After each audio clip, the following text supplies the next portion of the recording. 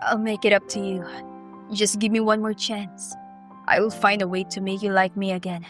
If you let me. Dear Amihan Stories presents Bachelor Series 1, Love Me Again, Miss Abellera. Written by Ate Samuha, 21.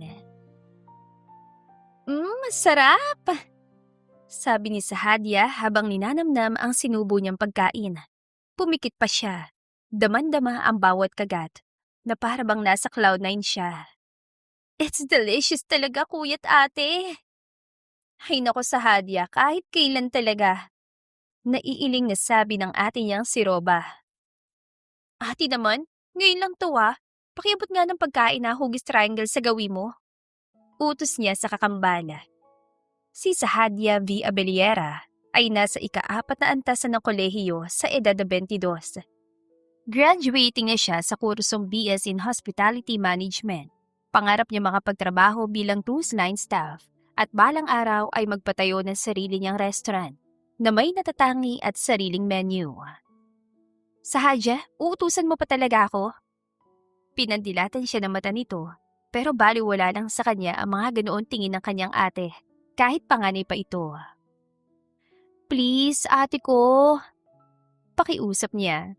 Nag-beautiful eyes pa siya ngunit huminga lang ng malalim ang kakambal niya. Nang akma na sana nitong kunin ang ipinapaabot niyang pagkain, ay inunahan na ito ng asawa nito. Here, sabi ni Walter sabay abot sa kanya. Salamat ko. Hindi niya natapos ang pasasalamat sa asawa ng ate Roba niya nang mapatingin siya sa biglang pagbukas ng pinto. Bumunga doon ang isang gwapong lalaki. Napanganga siya at napainom ng tubig nang pumasok ito sa loob ng restaurant, saka dumiretso sa counter. Ang pogi naman nun. Wala sa sariling naisambit niya. Wala nga naman Sahadia, natulala ka na riyan. Anang Kuya Walter niya na bahagya pa natawa. Nakangiwing binalingan niya ito at nag-peace sign. Makakain na nga ulit. Bulong niya habang pinapakalma ang sarili. Bumilis kasi ang pintig ng puso niya sa hindi niya malamang dahilan. Sa isang mahabang mesa, nakahain na masasarap at makukulay na pagkaing in-order ni Walter. Alam niyang parang chaperone lang siya sa dalawa pero wala siyang pakialam. Mas abala siya sa pagkain. Mainhin namang kumakain ng ate Roba niya katabi ang asawa. The place is nice and the ambience is lovely, Sergeant Bebu. Anito sa asawa. I'm glad na nagustuhan mong place, Milo. Sagot ng lalaki sabay pisil sa pisngi ni Roba. Kinilig siya sa tawagan ng dalawa. Alam niya nagsimula mga ito na walang romantic relationship. Pero kitang-kita ang pagsisikap na paggandahin at patatagin ng pagsasama. Hay nako ate at kuya, ginawa niya naman akong third wheel dito. Kunwari niya ang reklamo. Tawa lang sinagot ang dalawa. Pasimple siyang tumayo at inikot ng tingin sa buong resto. Pero wala na ang lalaking kanina'y pumukaw sa kanyang atensyon. Ang guwapong lalaki na kaaya-aya sa mata niya ay hindi na niya makita. Nasa na yung handsome na yon? Tanong niya bago muling umupo at nagpatuloy sa pagkain. Pinasubok sa kanila ni Walter ang isang bagong bukas sa restaurant malapit sa kanilang paaralan. Biryani House ang pangalan niyon na naghahain ng authentic Arabian and Asian cuisine na agad namang nagustuhan ng panlasa niya. Mukhang masarap gayahin ang menu ng restaurant na to kapag may sarili na akong restaurant. Tumatangon sabi niya. Pag-franchise ka na lang. Suwestyon ng kanyang ate. Pwede. Sang-ayon naman ang Kuya Walter niya. Kumain ka lang, Sadia. Masarap ang Arabic food nila rito. Hay nako, kaya malusog yan lahat ng pagkain gusto niya. Dagdag ng ate niya. Hay nako rin ate, at least pagkain ang inaatupag ko, hindi buhay ng ibang tao. Sagot niya na may kumpiyansa. Tumawa na naman ang dalawa at nagpatuloy na rin sa pagkain. Excuse me, miss? Pukaw niya sa atensyon ng isang waitress habang itinaas ang hawak na pagkain. Sahadia, put that down! Sita ng ate niya. Tumulis lang ang nguso niya at muling kumaway sa waitress. Nang mapansin siya nito ay lumapit ito sa kanilang mesa. Nakahijab ang waitress. Alam niya mga kapatid na Muslim ang mga nagtatrabaho sa restaurant, kaya nagpapakita rin siya ng respeto. Yes, ma'am? Magalang na tanong nito. Can I have the menu again, miss? Gusto ko lang makita yung mga pangalan ng pagkain na kahain dito sa mesa namin. Magalang na sabi niya. Here po, ma'am. Maingat na iniabot ng waitress ang menu. Isa-isa niyang binasa nakasulat sa may tango. Warag inab, malfup, kebab, hummus, sambusa. Anya. At yung hawak niyo po na mukhang chorizo, ma'am, may mutant sick kebab. Salamat, miss. Bigyan mo ko ng tigisang order ng mga nabanggit ko. Take out ko para sa mga tao sa bahay. Napatigil siya na muling masagi ng paningin niya ang lalaki kanina. Sa suot itong chef jacket, agad niya napagtantong isa pala itong chef. Pogi, ma'am, no? Bulong ng waitress, napansin ito kung saan siya nakatingin. Napakarap-kurap siya at sinundan ng tingin ng lalaki na may kausap. Siya po ang boss namin, ma'am. Siya si Chef Israel Nigel Alvarez. I see. Nauutal niyan sambit. Hindi niya magawang iiwas ang tingin sa lalaki. Nang huminto ito at tumingin sa gawin nila, tila bumagal ang paligid, lalo na magtama ang mga mata nila. Sahadya, are you okay? Rinig niyan tanong ng ate niya, kasabay ng pagpisil nito sa kamay niya, kaya bahagya siya na himasmasan. Hindi pa rin siya makabuo ng salita. Ito lang po ba yung order niyo for takeout, ma'am? Isang order ng warag inab at malfup, kebab, hummus, sambusa at mutant sick kebab? Pagka-confirm ng waitress sa kanya. Yes, salamat. Sagot niya. You're welcome po, ma'am. Please wait for a while. Humigit kumulang 10 minuto ang lumipas bago dumating ang order niya. Mabilis siya napatayo na mapagtanto na ang lalaking kanina pa niyang tinitignan ang naghatid. May kakaibang epekto ito sa kanya. Ramdam niyang bumibilis ang tibok ng puso niya. Here's your order, ma'am. Sabi ng lalaki habang maingat na inilalapag ang malaking paper bag sa ibabaw ng mesa. Samantala, hindi makapaniwala si Israel na makita ang kaibigan niya. Nasa dulo kasi ito ng upuan, nakasombrero pa. Naka-white round neck t-shirt ito at GOA type C pants. Parts? Tanong niya. Nag-angat ito ng ulo at nagulat ang makilala siya. Oh my God, Parts! Mabilis itong tumayo, nakipag-fist bump at yumakap sa kanya. So, this is your other restaurant? Agad na tanong nito habang inilibot ang tingin sa loob ng resto. Sabi naman yung other restaurant, Parts. Sarkastikong sagot niya. Zeus, ikaw pa, business-minded ka naman talaga, manas sa mga magulang. Totoo ang sinabi ng kaibigan niya. Business-minded nga siya. Sa katunayan, pagmamayari ng pamilya nila ang ilang Arabic restaurant sa Asia at siya ang namamahala sa mga yon. Siya si Israel Nigel Alvarez, 30 taong gulang at isang chef na may dugong Pilipino at Arabo. Lumaki at matagal na silang naninirahan sa Pilipinas. Naibalik niya ang atensyon sa kaibigan na magsalita ito. By the way, Parts, this is my wife, Roba Abellera, de Alcantara. Tinulungan ni Walter ang asawa nitong tumayo. Mahinhin ang kilos si Roba. Napangiti pa siya nang lumapit ito sa kanya. Yumuko pa ito bilang paggalang. Hi, Mrs. de Alcantara. Nice meeting you. I'm Chef Israel Nigel Alvarez. Pakilala niya sa sarili at mabilis na iniabot ang kamay. Same here, Chef. And this is my wife's twin sister, Sahadya Abellera. Sandali niya nakalimutan na may isa pa palang kasama ang kaibigan niya. Hello, I'm Sahadya Abellera. Nice meeting you, Ren. Singit na malusog na babae at agad ding iniabot ang kamay sa kanya. Oh, I'm sorry. I'm Nigel. Iyon na lang ang nasabi niya bago tanggapin ang kamay ng babae. Ngunit nang magdaop ang mga palad nila, tila may dumaloy na boltahe ng kuryente sa buong sistema niya. Mabilis niyang binawi ang kamay. Napansin niyang sumimangot ito, literal na tumuli sa nguso. Pakiramdam niya ay na-offend ito sa ginawa niya. Magsasalita pa sana siya upang humingi ng paumanhin, ngunit naunahan na siya nito magsalita. Magisbang mga kamay ko? Bakit mabilis mo namang hinatak ang kamay mo? Usisa nito habang pinipisil ang sariling palad. Kuya Walter, check mo nga kung magaspang ang kamay ko. Nakasimangot pa rin ang babae nang inabot ito ang kamay sa kaibigan niya. Natatawang hinawakan nga iyon ni Walter. Smooth naman sabi nito. Ikaw ate, hawakan mo nga yung kamay ko. Baling naman ito sa kakambal. Ay nako sa Hadya. Iyon lang ang narinig niya sambit ng ate nito. Hawakan mo nga kasi ate. O iyan, malambot naman. Ang arte naman ng kaibigan mo kuya. Sorry for that, Miss Abellera. Hingi niya ng paumanhin, ngunit pinaikutan lang siya nito ng mga mata. Di na kami magtatagal parts. Magkukwentuhan na lang tayo next time. May klase pang asawa ko at tapos ang break ko. Kailangan ko na rin kasi bumalik sa detachment. Paalam ng kanyang kaibigan, tinitignan nito ang oras sa relong pambisig. No worries parts. Mahina niyang tugon. Bumalik kayo rito. Dadalon tropa sa linggo. Kung passes mo, sabay ka na rin para kumpleto tayo. Ang tropa? Tanong ni Walter, halatang nagulat. Yeah, ang tropa. 6 silang solid na magkakaibigan noong high school.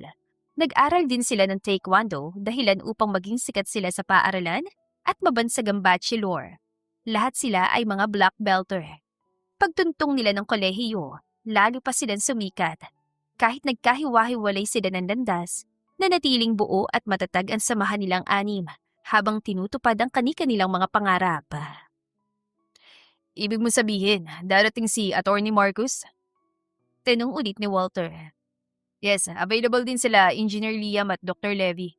Ikaw na lang yatang wala ng oras sa tropa natin parts. Biro niya sa kaibigan. Senior ka na rin sa GC. My bad, sorry parts. Ito nakakalimutan ko mag-reply dahil sobrang busy ng schedule ko. Anyway, sasaglit ako sa linggo para mabuo tayo. Si Nicholas, wala pang update. Nasa Mindanao siya, pero nag-message siya sa akin na R&R daw niya after ng mission. Sige parts, salamat sa info. Alis na kami. Paalam ulit ni Walter. Okay parts. Nilisa na nila ang restaurant matapos magpaalam ni Walter sa kaibigan nito. Nasa sasakyan na sila, kinakalabiti sa Hadya ang bayaw na kasalukuyan nagmamaneho. Sa Hadya, sita ng ate niya. Kanina ka pa kalabit ng kalabit sa kuya mo. What is it, Hadya? Tanong ni Walter. May gwapo ka palang kaibigan, kuya. Yeah, sa aming 6 siyang pinaka-attractive. Magandang lahi, half Arabo yun. Gusto ko magpalahi sa kanya. Pwede bang ireto mo ko, kuya? Diretso niyan sabi. Biglang inapakan ni Walter ang preno kaya napasubsob siya sa likuran ng inuupuan nito. Sa Hadya? Sita ng kakambal niya. Hay naku ate, gwapo talaga yun. Crush ko na siya kuya. Ibigay mo na sa akin yung number niya. Gawin ko siyang textmate. Tuloy-tuloy niyan sabi. Kapag gusto niyang isang bagay, diretso siya. Wala siyang pakialam basta't hindi siya nasasaktan. Sa Hadya, hindi gawain niya na matinong babae Isusumbong kita kay daddy. E di isumbong mo. Ngayon ang tumibok ang puso ko ate. Kasi kapag tumibok ang puso, wala ka na magagawa kundi sundin ito. Kinanta pa niya sabay galaw ng katawan. Hindi pa siya nakontento. Kinuha pa niyang kamay ng ate roba niya at idinikit yun sa dibdib niya. Si? Israel Nigel ang tinitibok. Ay naku sa Hadya, baliw ka na. Sabi ng kapatid niya sabay bawi ng kamay. Narinig niyan tumawa ang kanyang bayaw habang ipinagpatuloy ang pagmamaneho. Tama na yan Milo, crush lang naman, natural na paghanga lang. Basta kuya, pahingi ng numero ni Israel sige, ibibigay ko mamaya kapag na-drop ko na kayo sa campus. Pagbaba nila sa sasakyan, ibinigay nga ni Walter ang cellphone number ng crush niyang si Israel. Walter, pati ikaw susumbong ko kay daddy Napaka-supportive mo talaga no? Chill Milo, hayaan mo na kakambal mo. Normal lang to. Basta sa Hadya, sabi mo ibinigay kong personal number niya para mag-reply siya sa'yo. Habili nito bago tuluyang umalis. Masaya siya naglakad papasok ng universidad. Habang nagtatype siya ng mensahe para kay Israel ay bigla siya natisod. Aray! Yan! Saway ng ate niya nang mawalan siya ng balanse at mapaupo sa sahig. Tinulungan siya nito makatayo. Mangiyak-ngiyak pa siya dahil ramdam niya ang hapdi ng siko niya. Yan, sige, mag-cellphone ka pa habang naglalakad. Ate, ang sakit ng siko ni Hadya. Parang batang sumbong niya. Ay, halika sa klinik sa Hadya. Ipadressing natin ang katanghan mo. Ang siko mo. Ang harsh mo naman, Ate Roba. Malungkot na pinulot niya ang cellphone at sumunod sa kakambal niya. Ang Ate Roba niya ang kasangga niya sa lahat ng bagay. Kaya mapalad siya dahil hanggang ngayon ay kasama pa rin niya ito. Samantala, isang umaga ay abala si Israel sa pagtipa sa kanyang laptop na mag-vibrate ang cellphone niya. Kadarating niya lang din sa bago niyang resto. May Zoom meeting pa siya kaya hindi niya pinansin ang nag-iingay niyang telepono. Chef Israel? Nag-angat siya ng ulo at nakita niyang isang babaeng empleyado. Hindi ko ba nalak ang pinto? Seryosong tanong niya kasi hindi niya narinig na kumatok ito. Hindi po chef, naka-open po. Magalang na tugon nito. Ano nga tin, by Mira? May naghahanap po sa'yo, chef. Sahadya raw po ang pangalan. Sagot nito. Kumunot ang noon niya dahil wala siyang maalala o kilala na Sahadya. Sahadya? Pilit niyang inalala kung sino ang Sahadya na yon. Opo, chef. Sahadya raw po. Malapit sa pintong pwesto niya. O sige, susunod ako, bye. Muling naramdaman ni Israel ang cellphone niya. Kinuha niya muna iyon at tinignan kung sino ang nag-message. Mas lalong kumunot ang noon niya nang mapagtantong bagong numero ang nagpadala ng mensahe. Binuksan niya yon at binasa ang sunod-sunod na text message. Hi, this is Sahadya Abeliera. Yung kahapon kasama ni Kuya Walter, remember? Are you busy today, chef? The malusog girl. Usal niya nang maalala ito. Tumaas pa ang kilay niya at nireplyan ito. Iniwan na muna niya saglit ang ginagawa. Lumabas siya para harapin ang babaeng naghahanap sa kanya. Naabutan niyang nagbubuklat ito ng menu habang may subong lollipop. Naka-uniform ito. Estudyante pa talaga. Malaya ang mahaba nitong buhok na nakalugay hanggang sa bewang. Makinis ang kutis, matangos ang ilong, magaganda ang bilog ng mga mata at manipis ang labi. Sa madaling salita, ay maganda nga ito. Hi, bungad niya kay Sahadya. Agad naman ito nag-angat ng ulo at mabilis sa tumayo. Nakuha pa nitong alisin ng lollipop sa bibig. You're here, Chef Nigel? Masayang sabi nito sa kayumuko. Na-amaze siya sa ginawa nito. Nakikita niya sa dalaga na naturuan ito ng mga magulang ng tamang asal para sa kapwa. Siya pa naman ang tipong hindi tumitingin sa appearance ng tao. Mas namamangha siya sa taong may core values tulad ng mga may respeto sa kapwa, magalang at mga tao. Hinahanap mo raw ako? Tanong niya sa dalaga. Umupo ito at muling isinubo ang lollipop. Ikaw, upo ka rin kung hindi ka busy. I will treat you, chef. May Zoom meeting pa kasi ako, Miss Hadja. What can I do for you? Seryoso niyang tanong. Gusto niyang pakisamahan ang dalaga dahil sa kaibigan niyang si Walter. Alam niyang ito ang nagbigay ng personal number niya. Ganun ba? Gusto ko lang kumain at makita ka. Diretso nitong sambit. Biglang bumilis ang pintig ng puso niya sa pagiging straightforward nito. Available lahat ng nasa menu, miss. Nauutal niyang pahayag. First time niyang mautal. Hindi niya alam kung bakit. Siguro sa walang paligoy-ligoy ang kaharap niya. Pumili ka na lang ng gusto mong kainin at ihahanda ko. So, you mean, ikaw maghahanda? Akala ko ba may virtual meeting ka? Sunod-sunod na tanong nito. I can handle, miss. Sa kabilang banda ay mabilis namang umorder ng pagkain sa Sahadya. May kung ano siyang naramdaman dahil binigyan siya ni Israel ng oras. Sa dami ng customer nito ay maswerte talaga siyang hinarap ng binata. Hindi nagtagal ay bumalik din ito dala mga order niya. Here's your order, miss. Saad ng lalaki. Malawak agad ang ngiti niya. Salamat, chef. Walang anuman, enjoy your meal. Magsasalita pa sana siya nang tumunog ang cellphone niya. Kinuha niya yon at nabasa niya sa screen ang pangalan ng kakambal. Agad niya itong sinagot. Where are you, Sahadya? Bungad ng ate niya. Sa restaurant ni Israel. Sahadya, may klase ka. Bakit ka umabsent? Ate, kasi nagutom ako. Nagutom ka lang pero lumabas ka pa kahit may cafeteria naman dito. Isusumbong kita kay Daddy Sahadya. Ate, saglit lang. Hindi na niya natapos ang sasabihin nang pinatayan na siya nito ng tawag. Huminga siya ng malalim at sumimangot bago hinarap ang pagkain sa mesa. Akala niya ay umalis na si Israel pero nagkamali siya na marinig niya ang boses ito. Lumiban ka yata sa klase mo, Miss Hadia. Nagugutom kasi ako kaya lumabas muna ako. Pagdadahilan naman niya. Okay, just eat. Kailangan ko na bumalik sa opisina ko. Paalam nito. Sige po, salamat chef. Simula ng araw na yon ay sa restaurant na ang tambayan niya. Aminado siyang minsan ay nakalilimutan niyang may morning class siya. Doon na rin kasi siya mas napalapit sa mabait na chef at naging magkaibigan na sila.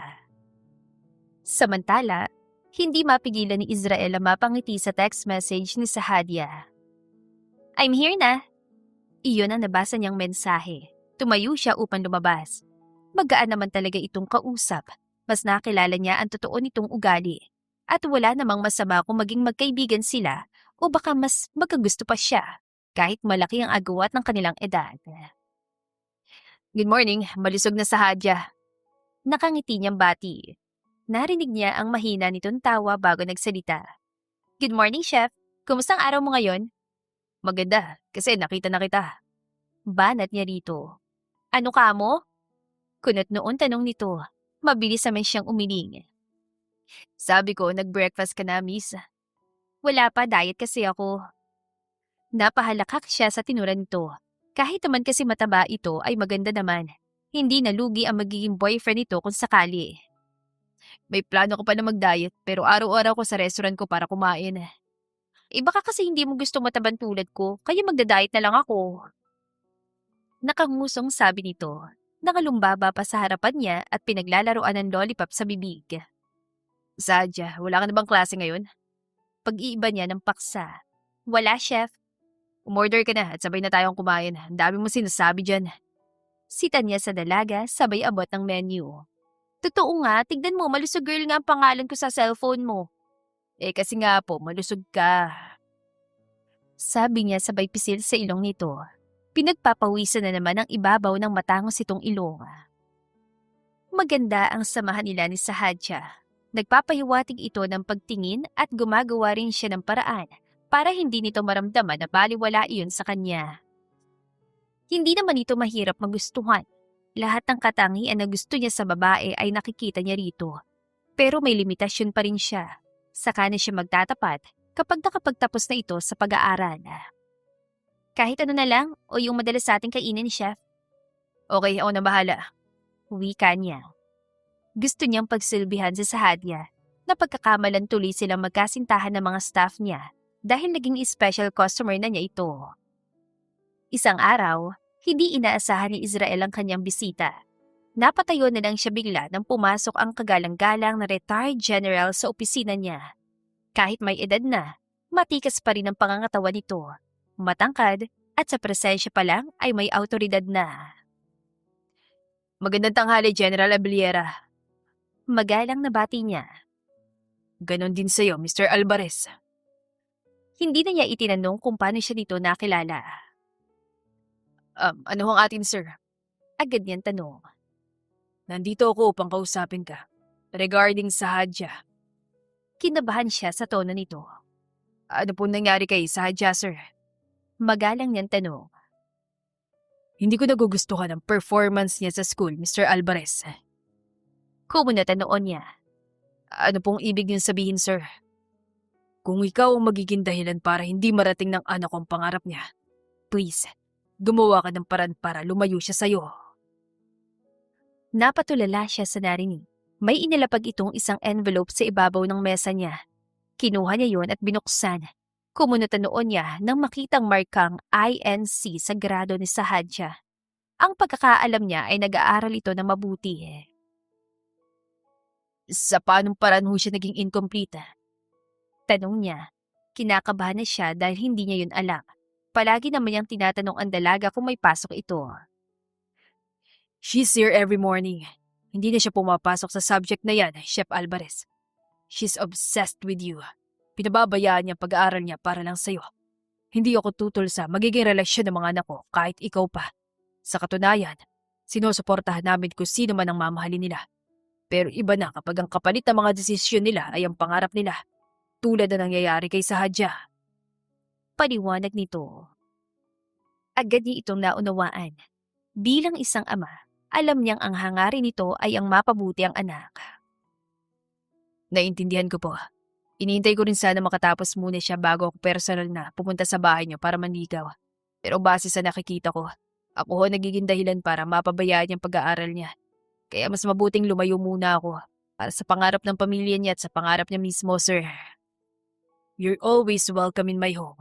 Pumunta ka lang doon, Chef. Thank you, sir. Maraming salamat din sa iyo, Chef Alvarez. Mahirap ang desisyong gagawin ni Israel. Ngunit alang-alang kay Sahadya at sa pangarap nito, lalayo muna siya. Naging abala siya sa trabaho at tuluyan ang umiwas. Hindi na siya nagre-reply sa mga mensahe ng dalaga.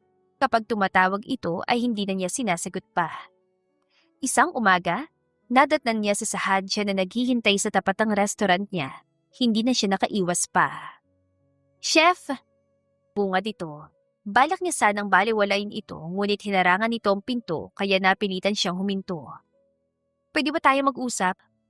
Sadya, alam mo busy ako. Nagtama ang mga mata nila at nakita niya roon ang lungkot.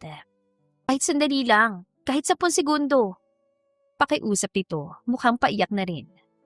Sige, para matapos na to. Sa opisina ko tayo mag-usap, sumunod ka. Mariin niyang sabi. Dumiretso sila sa opisina. Ano pag-uusapan natin? Bakit hindi mo na ako nire-replyan? Sino ka ba para replyan ko? Tanong niya. Labag sa loob niyang tratuhin ang ganoon si Sahadya. Ngunit ayaw na niyang maging sagabal pa sa mga pangarap nito. Yumuko ito at pinaglaruan ng mga kamay. Sige nga, Sahadya. Sagutin mo ang tanong ko. Sa puntong yon, sumisikip na ang dibdib niya.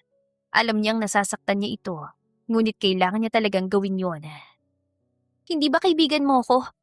Nang marinig niya ang salitang kaibigan ay umiling siya. Ni minsan, hindi kita itinuring na kaibigan, Sahadya. Kung ganon, bakit mo ko ine-entertain kung hindi mo pala ako kaibigan? Mahinahon itong tanong. Dahil kay Walter. Kung hindi niya ibinigay ang numero ko, hindi kita papansinin. Dahil lang ba kay Kuya Walter? Hindi mo ba talaga ako kaibigan? Kasi ako gusto kita, Nigel. Pero mukhang mas gusto mo ko. Sa tingin mo ba magugustuhan kita? Sahadya, bago mo sabihing mahal mo ko, tumingin ka muna sa salamin. Sa tingin mo ba papatol ako sa isang tulad mo? Kahit anak ka pa ng general, hindi kita magugustuhan. Dahil mataba ka. Nanlaki ang mga mata ng dalaga. Tumalikod ito at bahagyang tumingala. Sorry. Iyon na lang ang narinig niya bago bumukas at malakas sa sumara ang pinto. Huminga siya ng malalim. Hindi niya inakalang gano'n ang lalabas sa bibig niya. Isang suntok ang pinakawalan niya sa pader. Ramdam niya ang sakit ng kamao.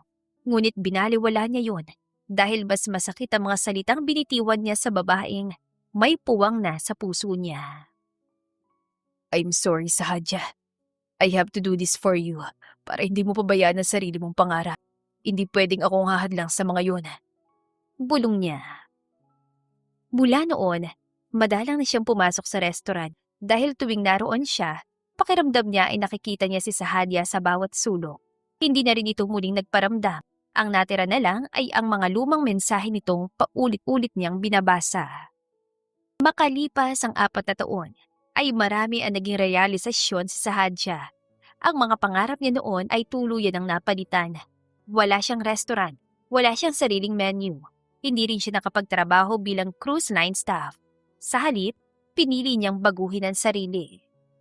Ang Sahadyang mataba noon ay isa ng junior officer ng Philippine Air Force. First Lieutenant Tabellera! Tawag ng isa niyang kasamahan. Kabababa lang niya noon mula sa FA-50 fighter jet na kanyang pinalipad para sa drill. Founding anniversary ng Philippine Air Force kaya may air show, kasamang pagpapalipad ng iba't ibang fighter jets at aircraft na ginagamit sa bansa. Yes? Sagot niya. Sumaludong kausap niya. Napangiti na lang siya na makita ito. Uwi ka ba sa inyo mamaya? Tanong nito. Depende, Garmaniego. Tumawa si Vicenzo at inakbayan siya. Sabay sila naglakad at nagtungo sa headquarter nila. Si Vicenzo Zuren ay pinsan niya sa side ng daddy niya. Isa ito sa pinakamahusay na fighter pilot sa hukbong himpapawid. Bata pa lamang ito ay tinuruan ng ama nitong magpalipad ng eroplano. Siyempre, may mga professional na nagturo din bukod sa ama nito. Ate, pagtawag sa kanya ni Vicenzo. Sa kanilang pamilya, silang dalawa lang ang napunta sa hukbong himpapawid. Ano yon? Tanong niya. Junior niya si Vicenzo dahil mas nauna siyang pumasok sa training, sumunod lang ito sa kanya. Sasama akong umuwi sa banyo. Namimiss ko na sila Dada Simon at Timothy. Sabi nito. Okay. Magka-firing tayo bukas ate? Sure, Vicenzo. Convoy silang umuwi dahil may kani-kanila silang sasakyan. R&R naman niya kaya malaya siya mag-firing.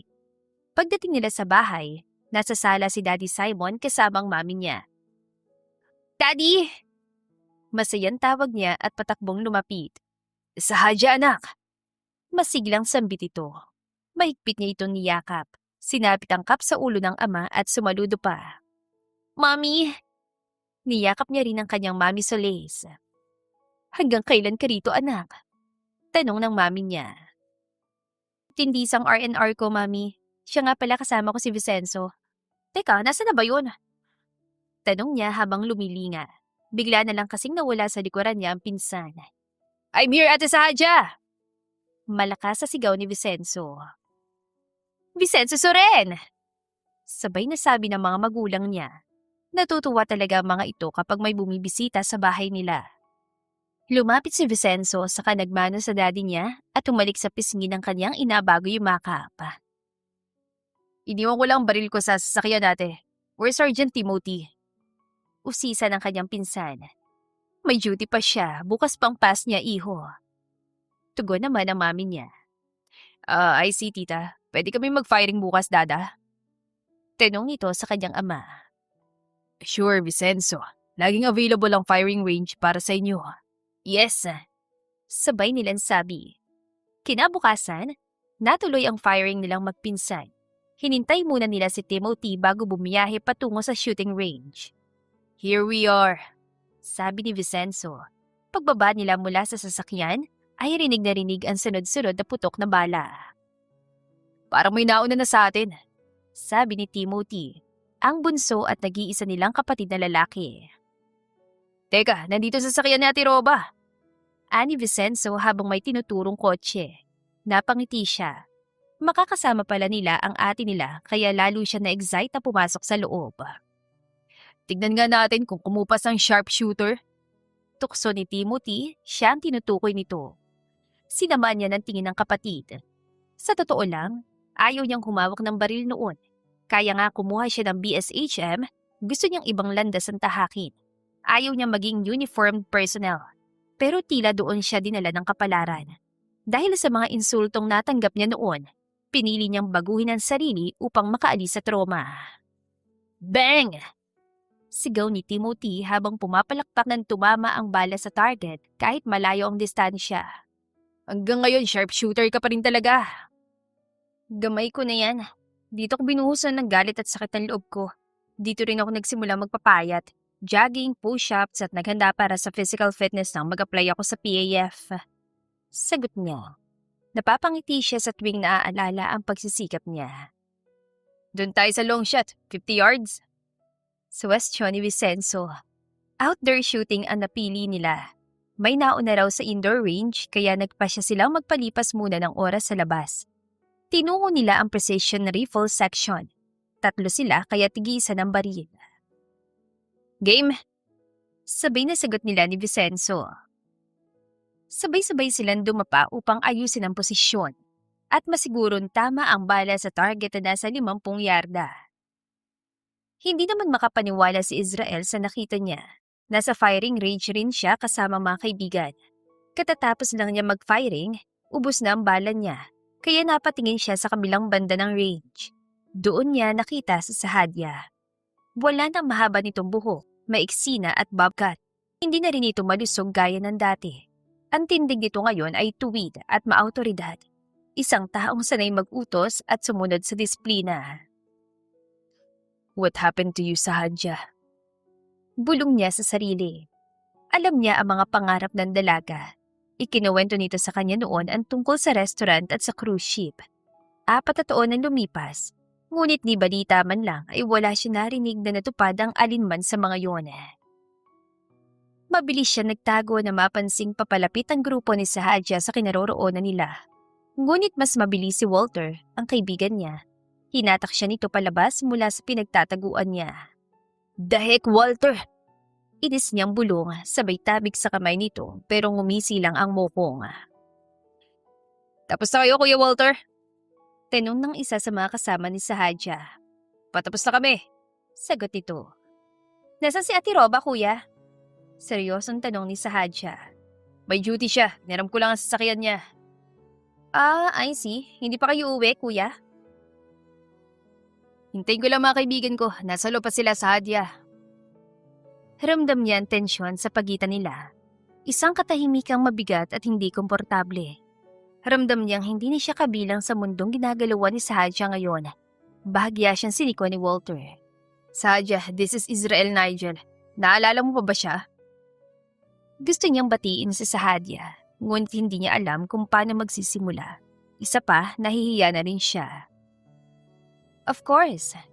How can I forget a person who gave me the motivation and courage to pursue my dream, Kuya?"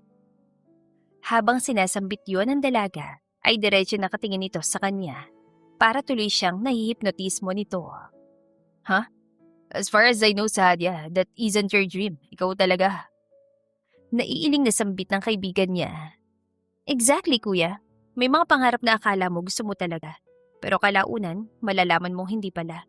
Life can lead you down a different path when someone inspires you to become the best version of yourself." Umawang na ang labi niya. Hindi niya binigyan ng inspirasyon ng babae. Sa halip ay masasakit na salita. "Mabuti pa, join us for lunch, Sadia.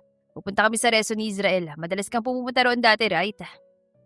"Thanks for inviting me, Kuya. Pero kasama ko po sina Timothy at Vicenzo. So alis na po ako. And Chef Nigel, nagagalak ako makita ka ulit." Sabi nito at peking umiti. Nang makaalis na ito ay sakalang siya nagpakawala ng malalim na hininga. "Are you okay, Parts?" Nag-aalalang tanong sa kanya ni Walter. "Yeah." Tipid yan sagot. See, malaki na talaga nagbago sa hipag ko, Parts." "Do you think I'm really the reason why he changed, Walter?" "I think so, pero hindi mo yung kasalanan.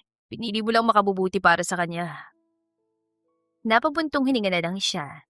Masakit ratuhin na parang wala na lang siya para kay Sahadya.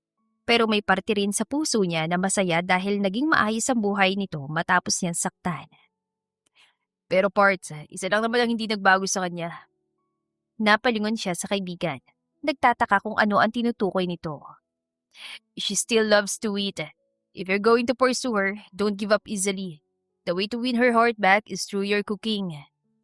"Pag ginawa ko ba yun, sa tingin mo ba magugustuhan niya ulit ako?" "Israel, alam mo, ang mga Abelyera, isa lang minamahal nila sa madaling salita. Kapag nagmahal sila sa isang tao, hindi na sila maghahanap ng ibang mamahalin. They stay loyal to the one they love, even without any certainty that the person will come back. Pero madalas, pinapaubayan nila sa tadhana ang lahat." Sa mga salitang binitiwan ng matalik niyang kaibigan, ay parang nagkaroon siya ng lakas ng loob para muling ibalik ang kung anumang mayroon sa kanila ni Sahadya noon. Samantala ay kanina pang malalim ang iniisip ni Sahadya. Hindi niya kasi inaasahan na makikita niya ulit si Israel at kasama pa ito ng bayaw niya.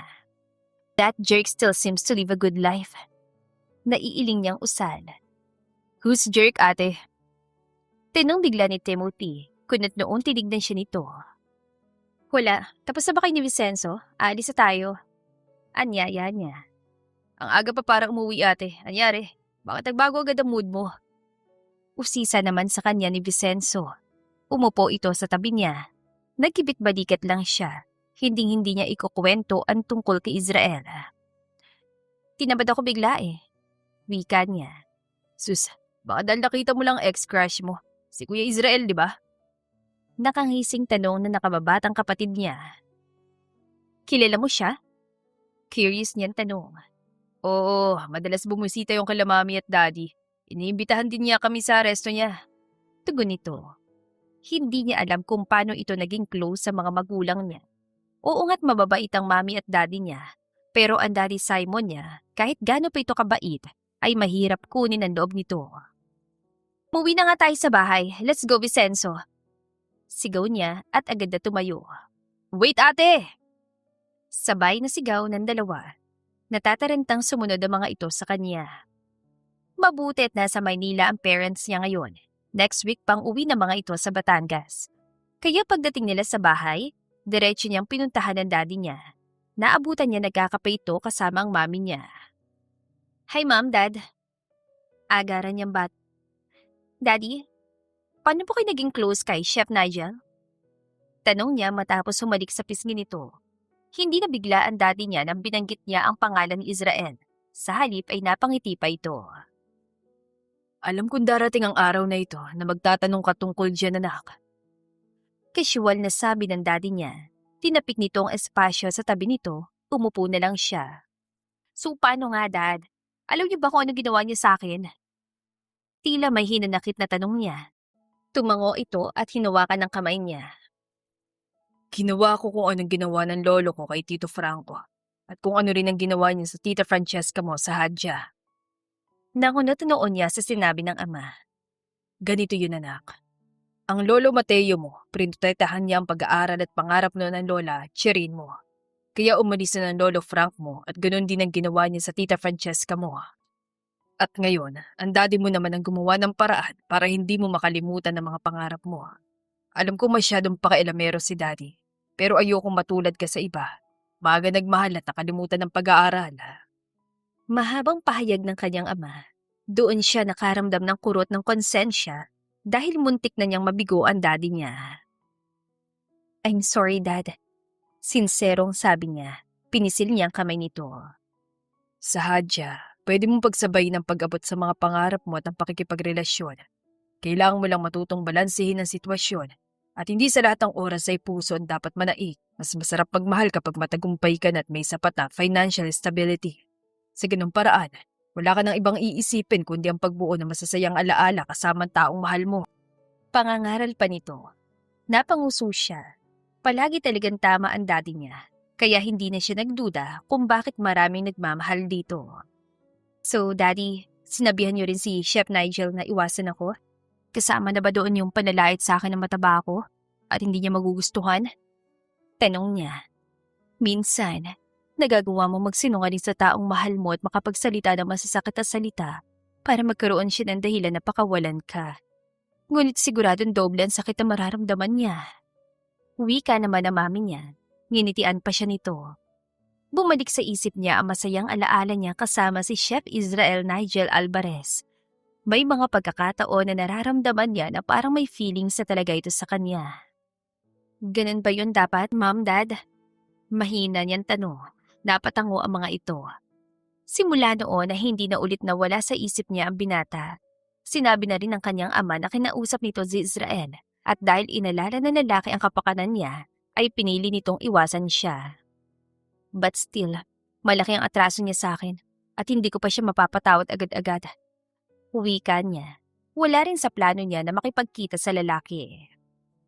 Para mas ma-enjoy ni Sahadja ang R&R niya, ay lumabas siya at nagtungo sa bar na mag-isa. Ayaw niyang yayain ng pinsan at kapatid niya dahil parehong hindi mahilig sa party ang mga yun. Hi, whiskey neat please. Sabi niya sa bartender, saka napatingin sa dance floor. Minsan lang talaga siya pumupunta sa bar at nanonood lang siya sa mga customers doon. Here you go, ma'am. Mabilis sa sinerve ng bartender ang order niya, kaya nakangiting nagpasalamat siya. Samantala ay napabuntong hininga si Israel na makitang parami na ng parami ang iniinom ni Sahadja. Ano bang ginagawa niya mag-isa rito? Tanong niya sa sarili, nag-aalala na siya. Gustuhin man niyang lumapit ay natatakot siya. Napatayo na siya na makita naglalakad na ito palabas ng bar. Agad siya nagpaalam sa mga kaibigan na uuwi na. Sinundan niya sa labas ang dalaga at nahuling nakasalampak na ito sa sahig. Sahadja! Dinaluhan niya ito at inalalayang makatayo. God, bakit ka umiinom na mag-isa? Pulang-pula na magkabila nitong pisngi, halatang lasing na. Sino ka? Bakit pa ba ako hinahawakan ha? Tanong nito at pilit siya nitong itinutulak. Sadya, ihatid na kita sa bahay niyo. Presinta niya. Hindi naman niya kayang pabayaan ito at baka kung ano pa ang mangyari dito. Huh? Why? Kilala ba? Wait, kilala kita. Wika nito at bigla na lang natawa. Sinundot pa ang pisngi niya. Hindi niya ito pinansin. Pinangko na lang siya nito. Ikaw yung kaibigan ni Kuya Walter. Yeah, tipid niyang tugon. Ibinaba na muna niya ito para makasakay na sa kotse niya. Ngunit ang bubuksan na sana niyang pinto ay biglang dumapo ang kamao nito sa panga niya. Halos magdilim ang paningin niya dahil sa lakas ng pagkakasuntok nito. What was that for, Sahadya? Tanong niya. Napadura siya ng dugo nang wala sa oras. Ikaw si Chef Israel Nigel Alvarez. Ang lalaki na nakit doon sa akin. Ang lalaking sinabihan ako na mataba. Alam mo, pwede mo naman ako sabihin na mag-focus muna sa pag-aaral ko eh. Hindi yan sabihan mo ako ng ganon. Panunumbat ito sa kanya. Talagang dinibdib nito ang mga masasakit na katagan lumabas sa bibig niya. Pinagsisihan niya man yun, ngunit hindi ang pagsasakripisyo niya na putulin ang ugnayan nilang dalawa para matupad nito ang pangarap nito. Sahadya, I'm sorry. Hindi ko intensyon na saktan ka nun. Napangiwi siya dahil kumikirot na sinuntok nito. Sorry your face! Sigaw nito at bigla nilang nanakbo. Sadya, wait! Hinabol niya ito pero muli niya nakitang napahiga na naman ito sa sahig. Pinipilit lang talaga nito na lumayo sa kanya. Napabuga siya ng hangin at muli itong binuhat. Chef Nigel. Mahinang sambit ito sa pangalan niya. Natigilan tuloy siya. Ano yun?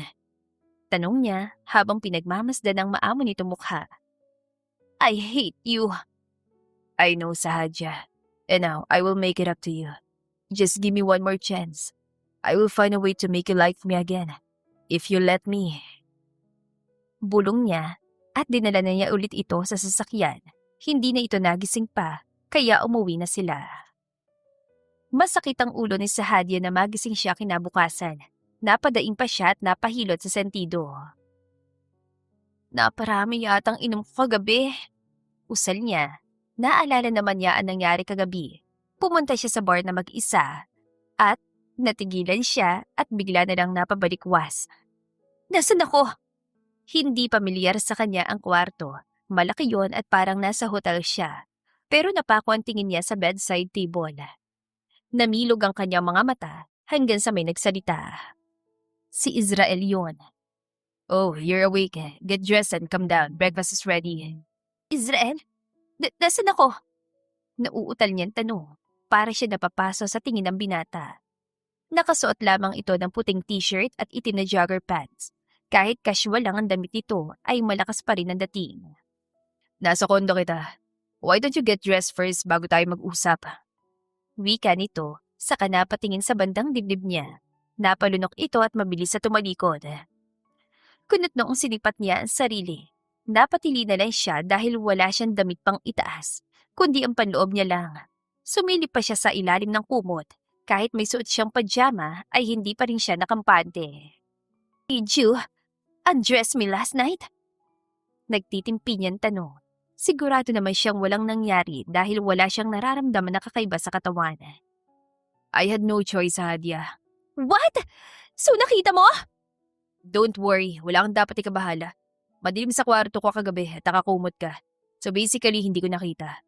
But I didn't mean to touch you. Hindi na niya ito pinatapos sa pagsasalita. Mabilis niyang dinampot ang unan at basa na lang niyang ibinato. Pero mabilis niya itong sinalo. You pervert! Asik niya sa binata. Hindi pa siya nahusto. Dumampot pa siya ng isang unan at muli niya itong binato. Stop sa Hadya habang may pasensya pa ako sa'yo. Seryoso nitong tanong, pero hindi niya ito pinakinggan. Lahat ng unan sa kama ay hinagis niya. Hinubaran mo ako kagabi tapos hinawakan mo pa ako? I won't let this pass, Alvarez. I'm going to file a sexual harassment case against you. Go ahead, Abellera. Kakasuhan din kita. Nakikita mo to? Tanong nito at tinuro ang panga. Nakita niyang may pasayon. Magmamagandang loob sana ako na ihatid ka sa bahay niyo dahil lasing na lasing ka. Pero bigla mo na lang ako sinuntok. Ha? Ihatid sa bahay? Pero bakit dito mo ako inuwi sa kondo mo, ha? Sigaw pa niya at basta na lang siyang umalis sa kama. Itinaas niya nakakuyom na kamao. What are you doing, Sadya? Nakataas ang kilay na tanong nito. Susugurin niya sana ito, subalit masyadong mabilis si Israel. Nakailag ito sa unang suntok. Sinubukan niyang sumipa pero umatras lang ang lalaki. parang inaasahan na ang galaw niya.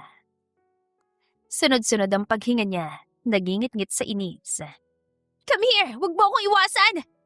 Inis niyang sigaw. Stop it, Sahadya! Umiiling na sabi nito. Kulang pa yung pasamo, dadagdagan ko ng isa. Diyan sa kabila para pantay. Nakangisi niyang sambit. Bago pa man siya makalapit ay bigla siyang inabot ni Israel. Sinampay siya nito sa balikat, saglit na nawala ang balansa niya, at bago pa siya makasigaw ay pabagsak siya nitong hinagis sa kama. I trained in Taekwondo, and I'm a black belter, so don't try to hit me again. Yung suntok mo kagabi, hindi ko lang yun inaasahan. Malamig na sabi nito. Mariin siya napapikit dahil nakalimutan niya ang bagay na yon. Marahas siyang bumangon, hindi pa rin siya magpapatalo. Fine, isang suntok lang, ayos sa akin. Anya, at sinubukan pa niyang lumapit. Pero natigilan siya na maramdaman niyang natanggal ang clasp na suot niyang strapless bra. Bago pa niya matakpan ang kanyang dibdib, ay mabilis siya nahapit ni Israel sa bewang at niyakap. Napangiwi siya, naipit ang kanyang dibdib sa higpit ng yakap nito. I told you to stop, Sahadya. Ang tigas talaga ng ulo mo. Stop! Stop moving! Sigaw niya sabay kurot sa tagiliran nito. Ramdam niya ang malaking kamay nito sa bewang niya. Nahihiyan talaga siya. Dahil kung gagalaw ito ay makikita nito ang hindi dapat na makita. Hey, sabi ko huwag kang gumalaw! Naglakad kasi ito kaya napasabay siya. Hindi ito kumibo. Ang sunod niyang naramdaman ay ang malambot na telang bumalot sa kanyang likuran.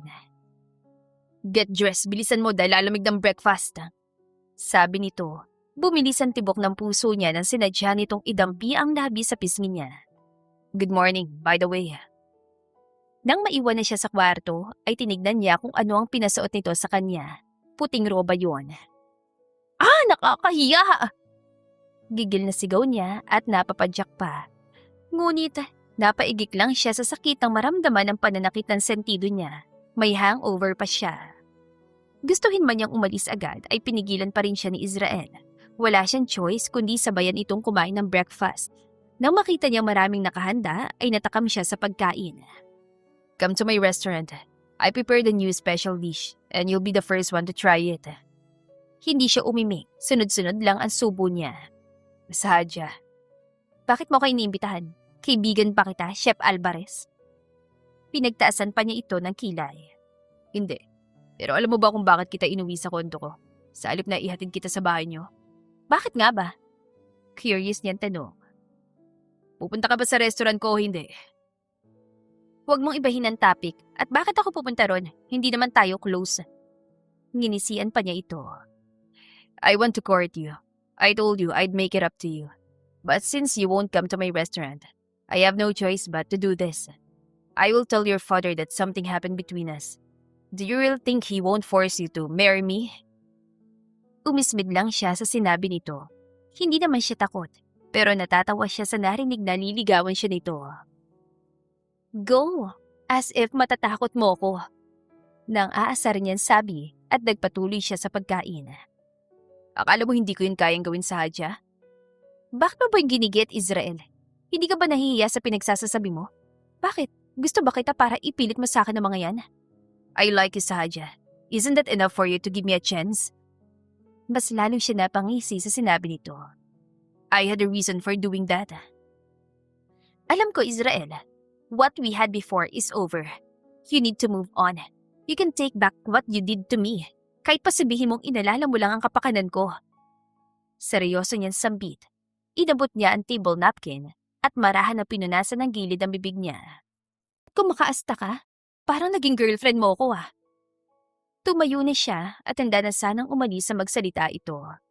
Sit down, Sahadya. Hindi pa ako tapos kumain. Pakialam ko, aalis na rin naman ako.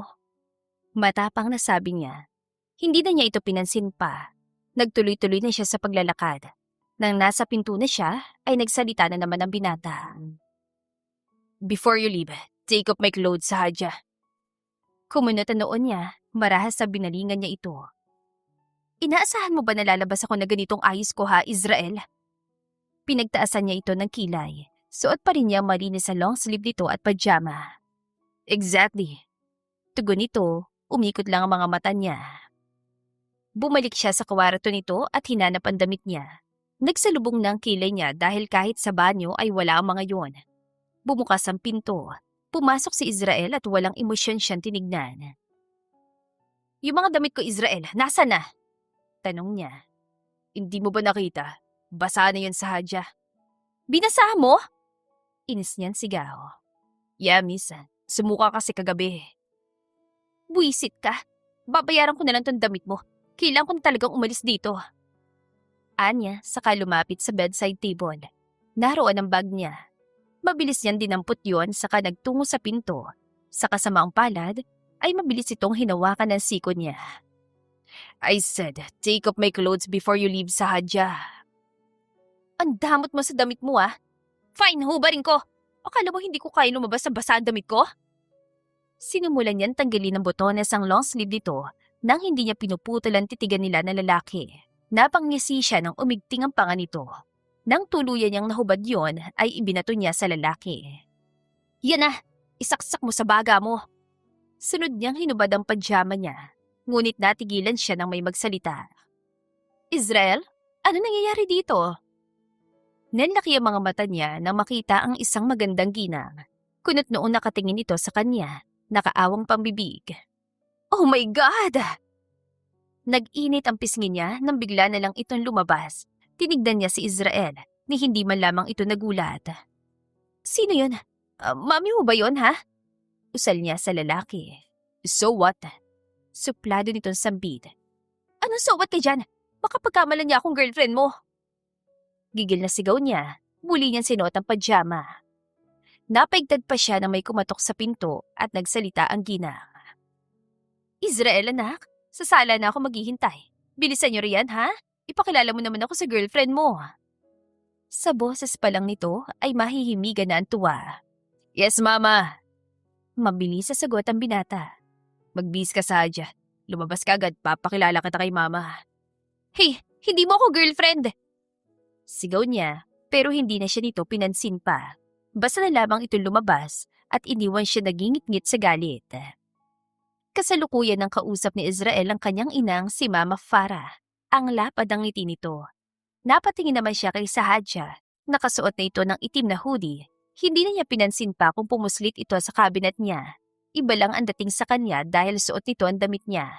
Kahit maikli ang buhok nito ay talagang maganda pa rin. Hi, Iha. I'm Farah Alvarez. Mama ako ni Israel. You can call me Tita or Mama Farah. Malambing na sambit ng kanyang ina. Kitang-kita niya ang reaksyon ng dalaga. Nahihiya ito at nag-aalangan. Nice meeting you po, Tita. I'm Sahadya V. Abeliera po. Lumapit pa ito sa mama niya at nagmano. Bumalik din agad ito sa tabi niya. Ako rin, masayang makilala ka. Girlfriend ka ba ng anak ko? Naku, lagpas sa kalendaryo yung unik o iho ko, Iha. Akala ko magiging matandang binata na yan. Ngiting-ngiting sabi ni Mama Farah. Mama, saway niya rito.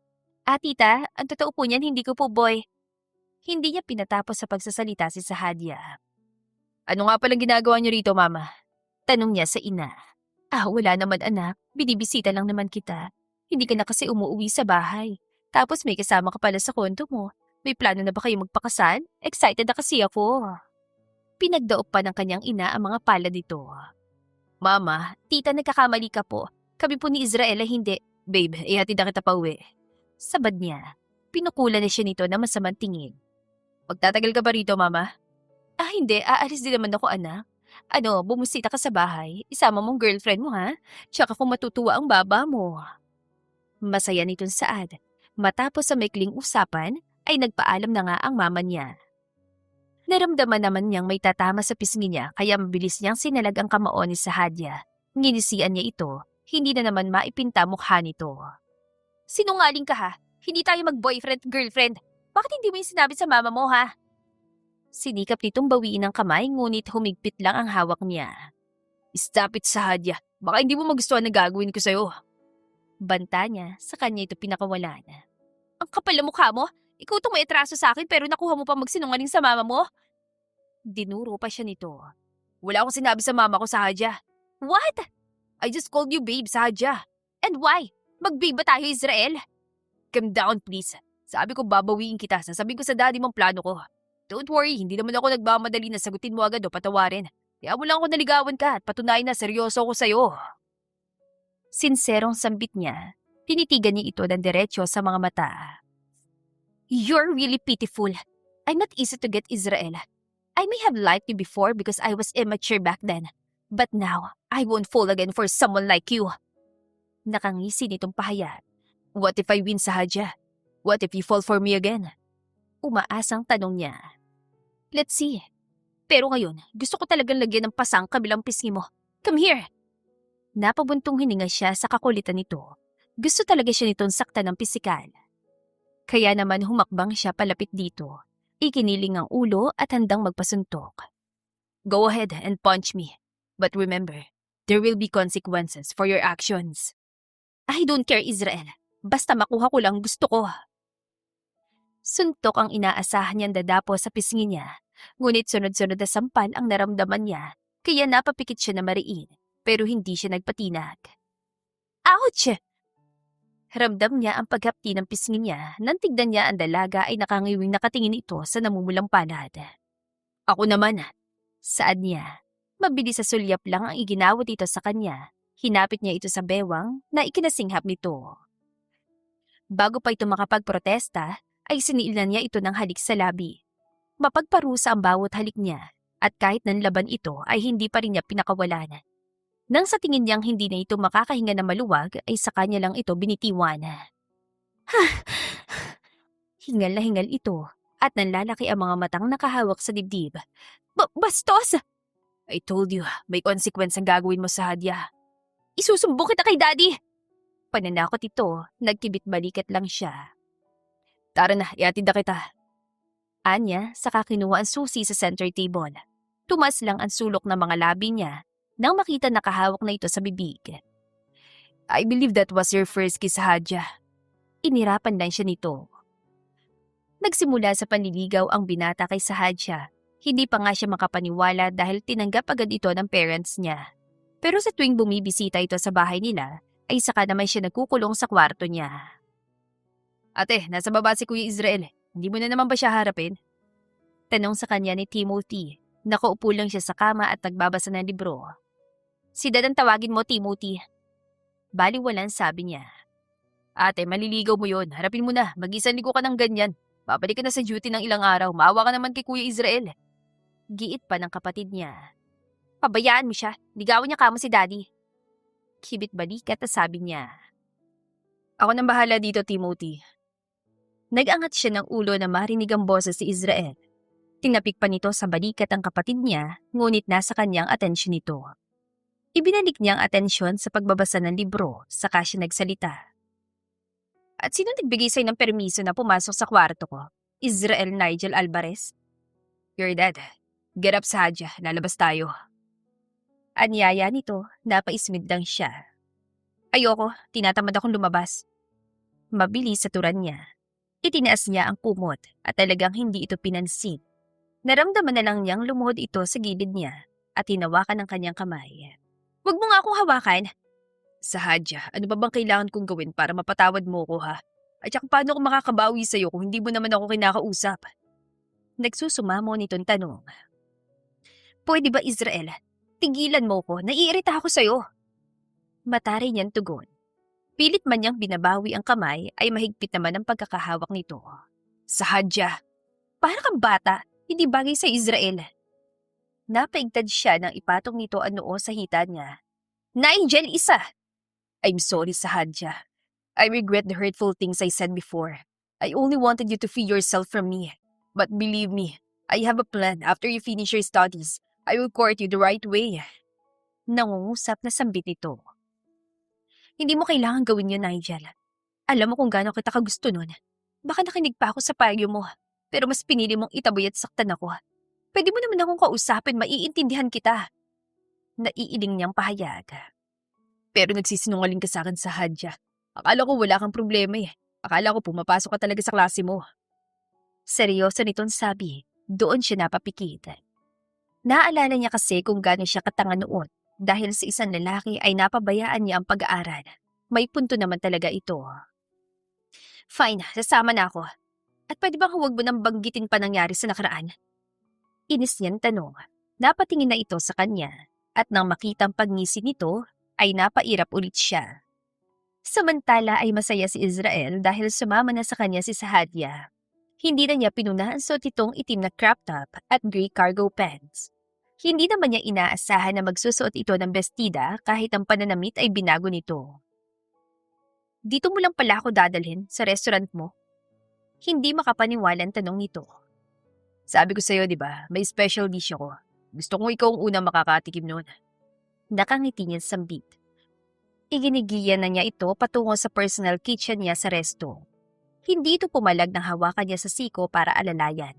Panay naman ang bati sa kanila ng mga empleyado niya. Paano kung hindi ko magugustuhan? Tinaasan siya nito ng kilay. May pagkain na bang hindi nagustuhan si Sahadia? Umikot ang mga mata nito sa tanong niya. Pagpasok nila sa kusina, hinubad niya agad ang puting coat at sinuot ang uniform niyang pang-chef. Maupo ka, babe. Ipaganda kita ng drinks. Babe? Supladang sambit ito. Yes, babe. Nakangisi niyang tugon kay Sahadia. Naglakad ito at pinakita ang nakakuyom na kamao. Mukhang wala ka ng pasa. Gusto mo bang lagyan ulit natin, Israel Nigel? Nanghahamon itong tanong. Nang maalala niyang ginawa niya, matapos siyang sampalin ng ilang beses ay napangisi lamang siya. Willing ako, Sahadia. Basta handa ka ulit sa consequence mo. Wika niya at mukhang naalala nito ang nangyari. Ibinaba nito ang dalawang kamay at napatikim pa. Bilisan mo na magluto riyan, nagugutom na ako. Hindi ako kumain sa bahay. Sabi nito, saka umupo at nangalumbaban tumingin sa gawin niya. Yes, babe. Tugon niya. Tigilan mo ako sa kakatawag mo ng babe. Gigil na sigaw nito. Mahina lamang siya napahalakhak. Kahit ganoon ang pakikitungo nito sa kanya, paunti-unti ay nakakausap na niya ito. Madalas man siyang pagsungitan, ang mahalaga sa kanya ay sumasama na ito sa tuwing inaaya niyang lumabas. Subalit tatapos ang R&R nito at babalik na ulit ito sa trabaho. Isang araw, ito na mismo ang nagkusang puntahan siya sa resto. Bar tayo, last day ko na ngayon, duty ko na kasi bukas. Pag-aaya nito. Inilabas niya ang kanyang panyo at pinunasan ng pawis ito sa ibabaw ng matangos sa ilong. Bakit sa bar? Tanong niya. Tinatabig nito ang kamay niya. Araw-araw na tayo nandito sa resto mo. Unless busy ka, kaya ayaw mo sumama. Tanong nito. Umiling siya at ngumiti. Minsan ka lang magyaya, ire-reject ba kita, Sahadia? Kapal mo, Alvarez, baka ikaw i-reject ko. Ilan ulit ang bakasyon mo, Sahadia? Matagal pa. 3 months, 6 or next year pa. Casual na tugon nito. So, Sahadia, ilan mo naman ako sasagutin? Nagkibit balikat ito. Wala pa akong planong sagutin ka ngayon. Hindi agad-agad, Israel. Matuto ka maghintay. Babe, 4 years na ako naghihintay sa'yo kung alam mo lang. Kinindatan pa niya ito, kaya namula ang magkabila nitong pisngi. Napahalakhak na lang siya. Sira ulo. Narinig niya sambit ito. Dahil mamayang gabi pa naman magbubukas ang bar, ang ginawa nito ay sinamahan muna siya sa personal kitchen niya. Nang sumapit ang gabi, ay hinatid niya ito sa bahay. Magpapalit daw ng damit at saka sila magtungo sa bar. Hey, sinong ka-text mo? Tanong ni Sahadia na mapansin siyang abala sa cellphone. Tinetext kong tropa. Gusto ko tang ipakilala sa kanila. Tugon niya, bahagya itong tumango. Parts, hey! Napalingon siya sa pinanggalingan ng boses. Si Nicholas yon na kumakaway. Napangiti siya dahil kumpleto ang mga kaibigan niya. Igigiya niya patungo sa pwesto ng mga ito si Sahadia. What? Israel, bakit mo kasama ang asawa ni Walter? Parts, akala ko ba hindi pupunta rito si Roba? Kunat noon tanong ni Levi sa kaibigan nilang si Walter. Tumawa lang ang huli. She's my sister-in-law, my wife's twin sister, Sahadia Abellera. Paliwanag naman ni Walter. Napatango-tango ang mga ito. Hi, I'm Sahadia Abellera. Pakilala ng dalaga, saka nakipagkamay sa mga tropa niya. Nang makabalik sa tabi niya, ay pumulupot agad ang braso niya sa bewang nito. Wow, another Abellera. So Israel, kayo na ba? Si Liam ang nagtanong, nasa boses itong interes. Nililigawan ko pa lang siya. Bukas ang balik niya sa trabaho, so baka ngayong gabi sasagutin na niya ako. She's a junior officer sa Philippine Air Force, by the way. Babe, mga kaibigan ko sila. This is Attorney Marcus Lasgano. Anak pala ng leather jacket ay si Liam Carrion. Katabi naman niya ay si Levi Descaliar. Si Nicolas Vallejo, yung nakaputing sombrero, kahit nasa loob na ng bar. Hello again, nice meeting you guys. Inilapit ito ang mukha sa kanya at dahil mas matangkad siya ay kusa siya yumuko. Asa ka, hindi kita sasagutin ngayon. Hinaplos niya lang ang bewang nito at nagkibit-balikat. Maya-maya pa ay nagkakasayahan na sila hanggang sa sila na lang ni Sahadya na iwan. Kanina pa niyang pinaglalaruan ng mga daliri nito. Hindi naman siya sinisita dahil panay inom nito. Sahadya, what? I can wait for another year. Basta kapag bakasyon mo ulit. Ako sanang una mong tawagan, susunduin kita. Hindi kita mamadaliin. Take your time, babe. Namumungay ang mga matang tinignan siya nito. Bakit ba hinihintay mo pa ako? Bakit hindi ka na lang nagpakasal sa iba? Usisa nito, marahan niyang hinaplos ang namumula nitong pisngi. Ikaw lang gusto ko, Sahadya. Ikaw gusto kong makasama habang buhay. At sa iyo ko lang nakikita ang future ko. Mahal kita at hindi yung basta-basta mabubura. Kahit duman pang ilang taon, ikaw pa rin ang pipiliin ko hanggang sa huli. Sinserong sambit niya, nakapikit na hinalikan niya ito sa noo. Tandaan mong petsa ngayon, Israel Nigel. Wika nito at mahigpit siya ni Yakap. Ilang beses niya itong hinalikan sa pisngi. Tama nga ang hula niya na sasagutin siya ngayong gabi.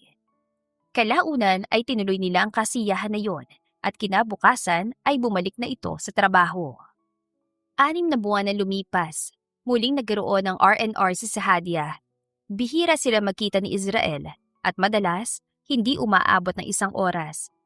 Diretso siyang pumunta sa resto nito ngunit pagpasok niya ay nabigla siya sa dilim. Ang aga naman nila nag-close, isusurprise ko sana siya. Naiiling na sambit niya. Agad niyang hinanap ang contact number nito sa cellphone. Nabigla pa siya na marinig ang ringtone sa loob. Babe? Sagot niya sa kabilang linya. Kasunod na narinig niya ay ang boses itong kumakanta. Nabigla siya dahil maganda pala ang boses ito. Hanggang sa unti-unting nagkalat ang ilaw sa paligid. At sa gitna niyon ay nakatayo ang lalaking mahal niya. Ano to, Israel? Natatawa niyang tanong. Ngunit nag-uumapaw na sa saya ang puso niya. Sa halip na iso-surprise niya ito, ay siya pala ang masosorpresa. May hawak itong buke at nang makalapit ay hinawakan nito ang kamay niya. Nakangiting tinanggap niya ang bulaklak. Halos tumulo naman ang luha niya nang lumuhod ito. Tiningala siya nito. Kumikislap pa ang magagandang mata nito. Sa isang kamay ay hawak nitong isang kahita. Kumikinang sa gandang sinsing. Sahadya V. Abellera, you are my future, my peace, and my greatest love. Through time, distance, and change, my heart has always chosen you. I don't want a life without you in it. Will you marry me? Parang may kung anong bumara sa lalamunan niya at hindi na niya napigilan pa ang mapaluha. Saka siya dahan-dahan tumango. In every mission and every future, I want you by my side. Yes, Israel Nigel Alvarez. Magpapakasal ako sa'yo. Kinagat nito ang labi na tila pinipigilan din na maiyak. Isinuot na nito ang singsing sa daliri niya at hinalikan pa nito yon bago tumayo. You're my greatest love, Sahadya, my babe. Mahal din kita, Israel, my babe. Panggagaya niya at tintigan pa nila ang isa't isa bago naglapat ang kanilang mga labi.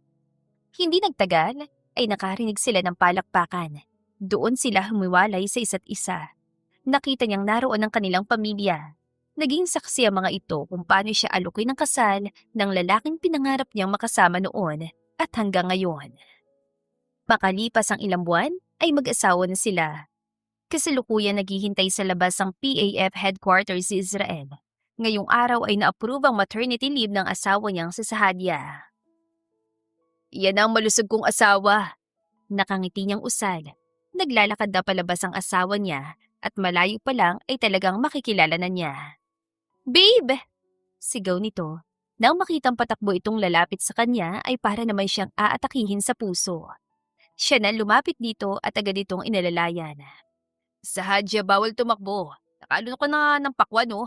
Paano na lang kung nadapa ka, ha? Biro niya sa asawa na ikinabungis-ngis ito. I'm fine. Kanina ka pa naghihintay rito? Sorry ha, bawal kang pumasok sa office namin eh.